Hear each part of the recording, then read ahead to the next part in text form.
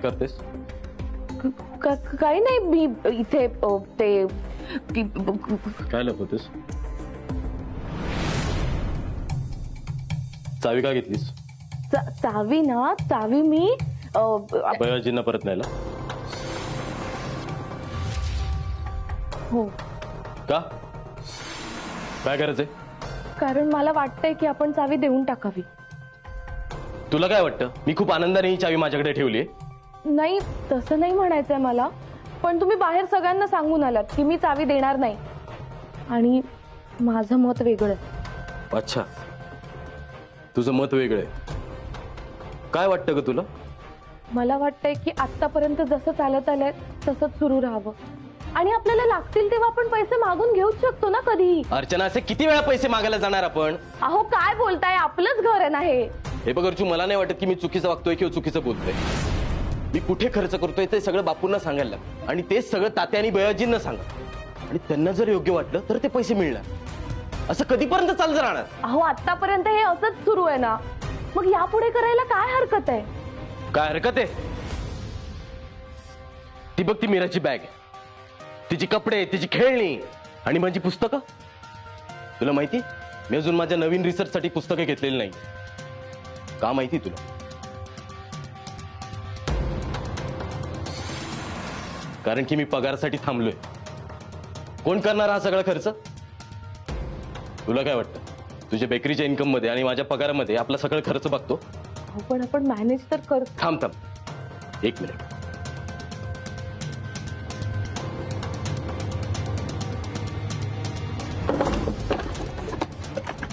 काय करताय? हे बघ, हे सगळे बिल, हा सगळा हिशोब, हे सगळे जपून ठेवले मी. ते चेक कर, तुला कळेल किती खर्च आहे आपला. पण आपणच आपले व्यवहार सांभाळले तर काय हरकत आहे? आणि तुम्ही म्हणताय ना तसं मला पण लाज वाटते सारखे सारखे पैसे मागायला. पण ही आपल्या तिजोरीची चावी आहे. ही आपल्याकडे ठेवून घेण्याआधी एकदा, फक्त एकदा तुम्ही सासूबाई आणि बापूंना. हे बघ, मला त्याची गरज वाटत नाही, कळलं? असं कसं? ती चावी दे माझ्याकडे.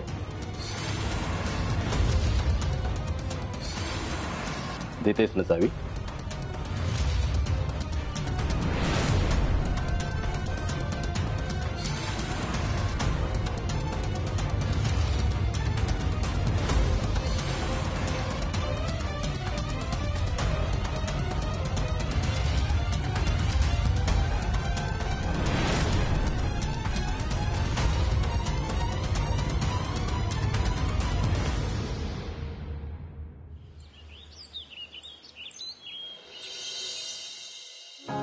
अगं अर्चना, सुहासला नाश्ता दे ना, त्याला उशीर होत असेल जायला.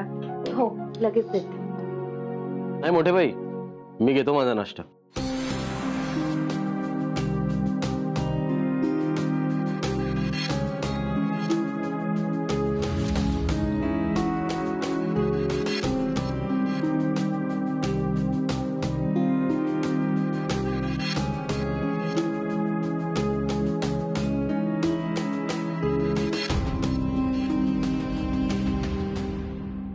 नाश्ता कसा झालाय?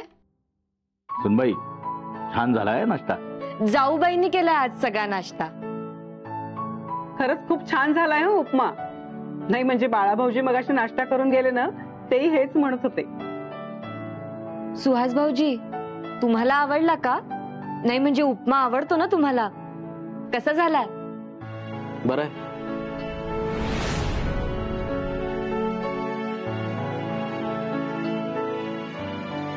अरे सिद्धू दादा, हा बघ, मला एक मेल आलाय.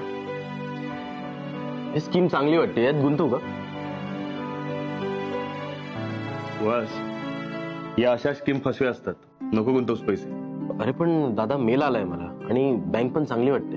असेल ना, या अशा काही चांगल्या स्कीम दिसल्या की आपण लगेच पैसे गुंतवतो आणि फसून जातो. का माहितीये? कारण आपण टर्म्स अँड कंडिशन वाचत नाही. या अशा काही स्कीम दिसल्या ना की सगळ्यात आधी टर्म्स अँड कंडिशन वाचायची. बरोबर बोलतोयस दादा तू.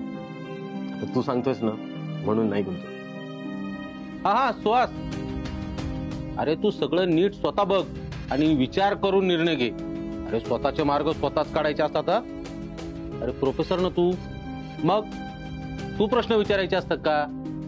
अरे तुला लोकांनी प्रश्न विचारायला आले पाहिजेत. आणि हो बर का सुहास, अशी सगळी कामं मोठ्या भावाला विचारून करायची सवय लागली ना की मग सगळं कठीण होऊन बसतं बरं का बाबा.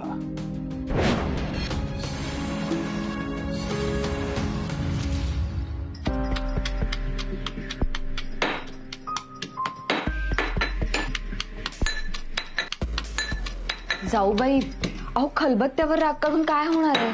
मग काय करू मी? जाऊबाई अहो तुम्हाला तर माहिती आहे ना सगळं. मला ना कळतच नाहीये मी काय करू. हे का असं करताय? बापू आणि सासूबाईंच्या शब्दाबाहेर हे कधीच गेले नाही तो. मग आता का? त्यांचा जर निर्णय बरोबर असता ना तर मी साथ दिलीच असती हो त्यांना. पण त्यांचा हा चावी स्वतःकडे ठेवण्याचा निर्णय मलाच पटत नाही. जाऊबाई, सुहास भाऊजींना विचार करायला जर वेळ हवा असेल तर आपण त्यांना तो द्यायला हवा. ते नाही देणार चावी. ते त्यांच्या निर्णयावर ठाम आहेत. आणि मला काय वाटतंय ना ह्याचं त्यांना काहीच नाहीये. आणि मी कितीही जरी म्हणाले की आपण चावी परत देऊया तरी ते चावी स्वतःकडेच ठेवणार. म्हणून तर भांडली काल माझ्याशी. जाऊबाई, नात्यात भांडणं मतभेद ही होतातच, पण त्यामुळे तुमच्या नात्यात दुरावा येऊ देऊ नका, ते बिघडू देऊ नका. अर्चना, अगं चावीबद्दलचा निर्णय तुम्ही दोघांनी मिळून घ्यायला हवा. असं भांडण करून काय होणार आहे? दोघांनी एकमेकांना समजून घ्यायला हवं. अगं सुहास ऐकत नसेल तर तू नमतं घे, समजून घे आणि तुझी बाजू त्याला समजावून सांग. बरोबर बोलतात मोठ्या बाई.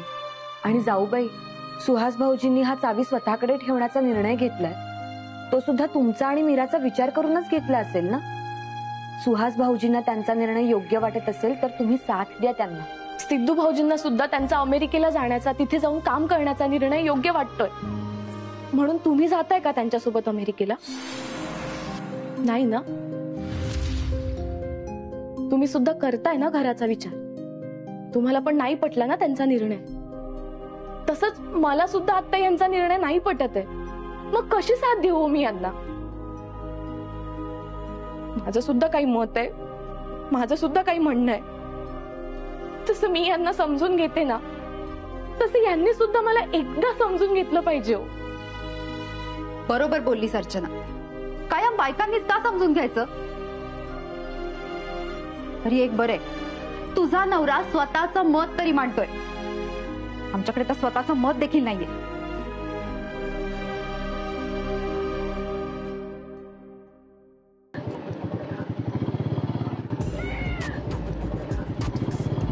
अरे सिद्धार्थ, हळू. तो खड्डा नाही बघितला का तू? पडू ना आपण. असं कसं पडू सर? अहो रोजचा रस्ता आहे माझा, मला बरोबर अंदाज आहे. बरं सर, हा, असं काय काम काढले तुम्ही नाना काकाकडे? हे बघ तिथे गेल्यावरच कळेल तुला. ओके, पण मला एक सांग सिद्धार्थ, ते नाना असतील ना तिथे नक्की? हो सर, मी नानी काकीला विचारलं, ती मला म्हणाली नाना काका मळ्यातच आहे. अरे म्हणून तर मी तुला परत विचारतोय. त्या नानीचा काही भरोसा नाहीये. विसर भोळी येते. नाना गेले असतील इकडे आणि ती विसरली असेल. हो सर, मला एक सांगा, नाना काका जाऊन जाणार कुठे? मळ्यातच जाणार ना. पण सर, तुम्ही जर मला आधी सांगितलं असतं की तुमचं नाना काकाकडे काम आहे तर मी त्याला तुमच्याकडे घेऊन आलो असतो. तुम्हाला तिकडे यायची काय गरज आहे? गरज आहे सिद्धार्थ. आणि जे काही बोलायचं आहे ना ते प्रत्यक्ष तिथे जाऊनच बोललं पाहिजे. कळलं का? पण असं काय बोलायचं आहे? महत्वाचं आहे, कळेल ना तुला तिथे.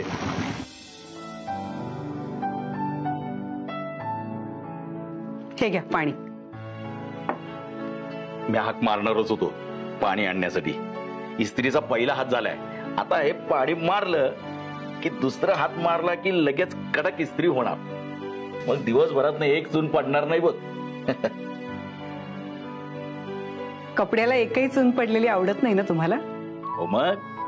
अगं नियमित कपड्यांना इस्त्री केली ना कपडे भरपूर दिवस टिकतात. इतकं मन लावून कपड्यावर पडलेल्या चुन्या घालवताय, तसंच नात्याला पडलेल्या चुन्याही घालवा ना. नानाबद्दल बोलतेस ना? अगं मी आणि तात्यानं कधीही तुम्ही हे करा ते करा असं कधीच केलं नाही. पण त्याला असं का वाटतंय कुणास ठाऊक. सिद्धू बोलून गेला आणि त्यानं मनावर घेतलं. अगं नानाला प्रत्येक वेळी कुठल्याही फळांची कलमं लावावीची वाटली ना की आधी तो आम्हाला विचारतो आणि चांगला असेल ना तर आम्ही त्याला सपोर्ट करतो. कधी कधी कुठेतरी काहीतरी नवीन पाहतो आणि काहीतरीच कल्पना घेऊन येतो. आता चारी बाजूने विचार केला तर ते शक्य नाहीये. आम्ही काळजीनच सांगतो ना, पण तो आता रुसून बसलाय. अहो पण तुम्ही मोठे आहात ना, समजून घ्या ना. वाटलं असेल त्यांना एखाद्या वेळेस की मोठ्या भावाला न विचारता काही करावं तर करू दे ना त्यांना. अगं पण उद्या नुकसान झालं तर? नुकसान होईलच असं का वाटतंय तुम्हाला? हे बघा, नाना भाऊजीने एकदा प्रयत्न करू द्यात ना. आणि चुकला लहान भाऊ तर तुम्ही आहातच ना कान पिळायला. त्यांना नवीन प्रयोग करून पाहायचा आहे ना, तर एकदा करू देत ना त्यांना. बरोबर बोलतेस. अगं मी तर तात्यांनी कसलेल्या जमिनीवरच शेती केली, पण नानांनी स्वकष्टाने जमिनीवर फळबाग उभी केली बरं का. आता त्याला प्रयोग करायचे असतील तर तो करू शकतो. मी आजच नानाला भेटतो, म्हणजे त्याच्या डोक्यामध्ये काय कल्पना आहे, त्याची काय इच्छा आहे हे सगळं समजून घेतो.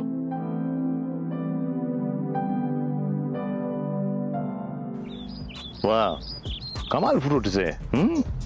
हो अहो 17 प्रकारची फळं आहेत आपल्या बागेत आणि अजून 5 वारांची वेगवेगळी फळझाडं आहेत. त्यांची शेती करायचा विचार आहे आपल्या मनात. बघूयात. नाना मला एक सांगा, हे सगळं तुम्ही एकटे सांभाळता? हो सर, मी लहानपणापासून स्वतः बघतोय. नाना काकांनी स्वतःच्या हाताने एक एक झाड लावलं, खूप कष्टाने फळबाग तयार केली. ते ग्रेट ग्रेट आहे. नाना मला एक सांगा, ही समोरची जमीन सुद्धा तुमचीच आहे ना? हो आपलीच आहे. तो पोर्शन तुम्ही का वापरत नाही? हो नाना, तुमच्याकडे काय नाहीये, सगळं आहे ना. एक्सपिरियन्स आहे, जमीन आहे, बिझनेस प्रॉफिट मध्ये आहे. आणि नाना मला असं वाटतंय की आजपर्यंत तुमच्या ह्या फळबागा डबल व्हायला पाहिजे होत्या. अहो पण त्याला पैसे खूप लागतील ना, आणि झटकन एवढा पैसा कुठून येणार? नाही, मला नाही वाटत फार पैसा लागेल. तुम्ही हायब्रिड सीड्स वापरा ना. अहो हायब्रिड पेक्षा ऑर्गॅनिकला क्वालिटी. हे बघ, फळांना टेस्ट असेल ना तर लोक कुठलाही विचार करत नाही. त्यांना प्रश्न सुद्धा पडत नाही की हे फळ ऑर्गॅनिक आहे की हायब्रिड आहे. तुम्ही टेस्ट तर मेंटेन कराल ना. अहो मग करा ना हायब्रिड शेती, त्यातच जास्त फायदा आहे. ना तुम्ही ही अशी ऑर्गॅनिक शेती करत बसाल ना तर बिझनेस मोठा करता करता तुम्ही म्हातारे व्हाल, पण बिझनेस मोठा होणार नाही. बरोबर बोलताय तुम्ही. ठीक आहे, काय हरकत नाही. हायब्रिड शेती करून बघूया, करूया एखादा प्रयोग. चांगला रिझल्ट मिळाला, उत्पादन चांगलं आलं तर पैसा भरपूर मिळेल. मग त्यातूनच या जागेत नवीन प्रयोग करू शकेल. एक्झॅक्टली तेच म्हणतोय मी. लवकर तो विचार करा, डिसिजन घ्या ना ताबडतोब. हो हो सिद्धू, अरे तुझे सासरे खरंच ग्रेट आहे रे. अरे काय सुचवलं त्यांनी. अरे इतक्या दिवसापासून मी शेती करतोय, पण त्यांनी यातून बिझनेस कसा करायचा हे दाखवून दिलं. थँक्यू बरं का सर. अरे नाना थँक्यू काय त्यामध्ये. बरं बरं, आलोच हा मी. हो या.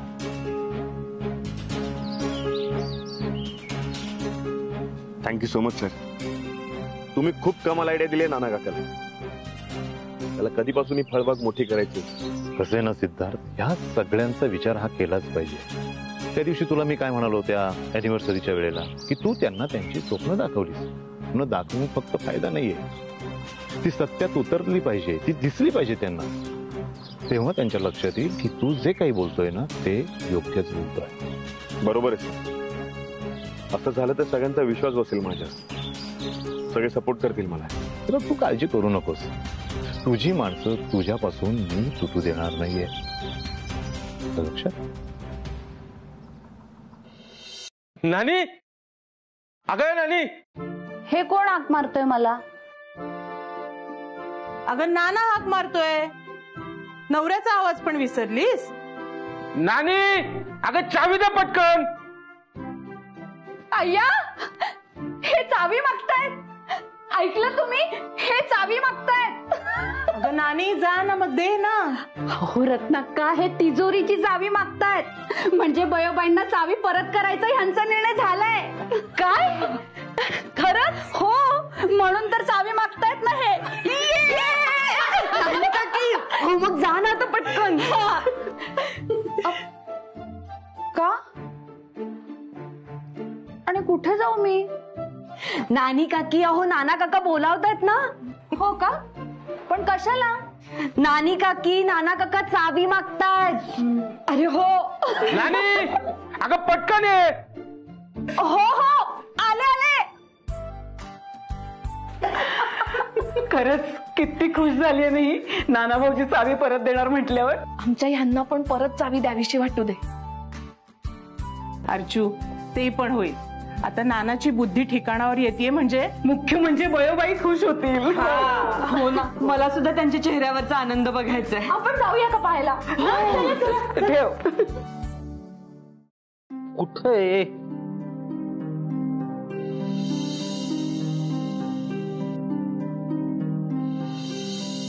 नानी अगं पटकन ये. कुठं आहे तू? काय ग? अगं चावी कुठे ठेवली? दे पटकन. लक्षात आहे ना तुझ्या? हो हो नीट लक्षात आहे यावेळेला माझ्या. अगदी जपून ठेवली आहे मी, विसरली नाही अजिबात. ही बघा चावी. अहो ऐका ना, बयोबाईंकडे चावी परत करायला मी पण येऊ तुमच्या सोबत. आपण जोडीने जाऊ मस्त. कशाला थांबतोय त्याच? अहो येते ना. अहो ऐका ना. अहो फायनली जी दुसरी चावी नानी काकी विसरल्यामुळे बयाजींकडे चुकून आली होती ती परत बयाजींकडे जाणार. हो. अरे काय चाललंय आणि कसला गोंधळ आहे? सेठ अरे बयाजी आता खूप खुश होणार आहेत. नाना काका चावी परत देत आहेत. हो आणि आता अशाच उरलेल्याही चाव्या पटकन येऊ देत.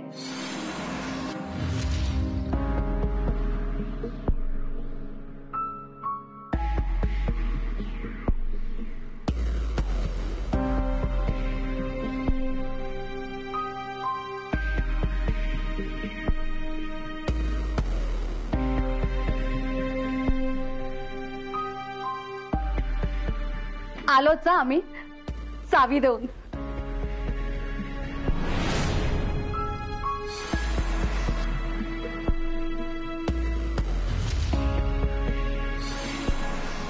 जाऊ बाई चला.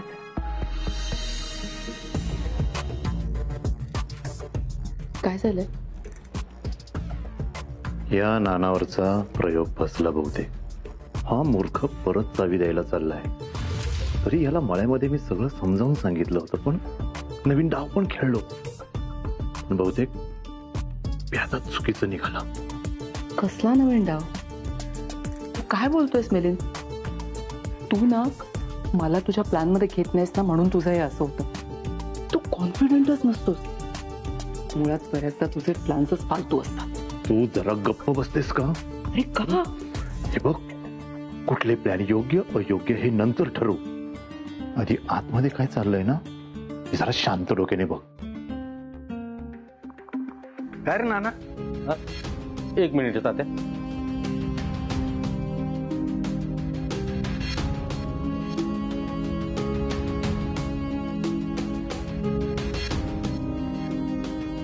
नाना चावी द्यायचं सोडून तिजोरीकडे काय करतोय?